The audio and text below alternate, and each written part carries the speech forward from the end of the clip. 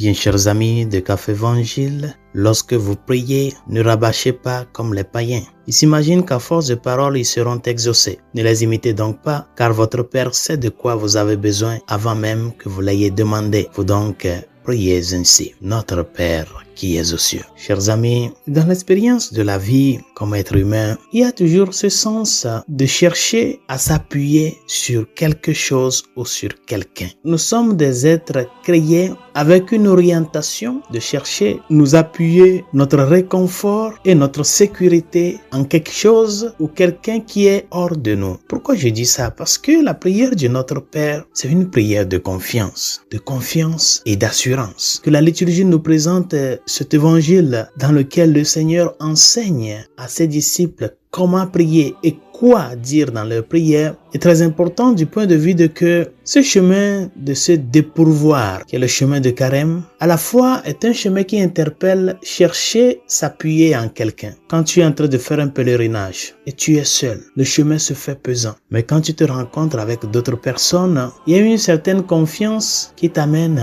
à gagner plus de force et avancer. N'oublions pas, chers amis, que le Dieu que nous adorons, le Dieu qui nous a créés par amour et dans le comble de cet amour nous a manifesté l'œuvre de son salut en son Fils Jésus-Christ, c'est vraiment un Père. Si aujourd'hui notre monde vit une crise de paternité, c'est parce que d'une part, ceux qui sont appelés à être pères fuient de cette responsabilité. Et d'autre part, parce qu'il y a une certaine négligence et ignorance sur la figure du Père. Un Père, c'est celui qui donne assurance, qui rassure, celui qui se donne totalement pour le bien de sa famille, le don total, celui qui est l'origine de l'amour. Et c'est pour cela, Saint Paul dit dans la lettre aux Éphésiens, Marie, aimez vos épouses. Le Père est l'origine de l'amour. Que toi et moi, nous puissions dire avec le Seigneur, notre Père, c'est parce qu'il nous montre vraiment ce que Dieu est pour nous et ce qu'il est capable de faire pour nous. Oui, mon frère, ma sœur, demande-lui en ce jour de t'aider à ne pas oublier qu'il est ce Père-là, qui répond toujours à nos cris de détresse, à nos prières, à nos supplications avec un amour